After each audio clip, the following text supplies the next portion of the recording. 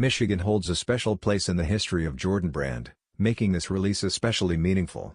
The Wolverines were one of the first college teams to wear the Jumpman on basketball jerseys and the first football program to feature the logo, setting a standard that still resonates today.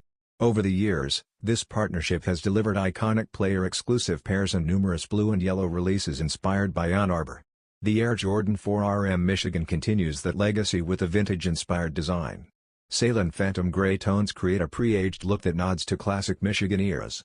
Midnight navy leather appears on the toe box and heel, supported by matching navy details on the outsole and Nike Air branding. University Gold Jumpman logos highlight the tongue, while additional gold accents appear on the insoles, visible air unit, and forefoot traction. The Michigan Air Jordan 4RM is expected to release in spring 2026 through Nike and select retailers.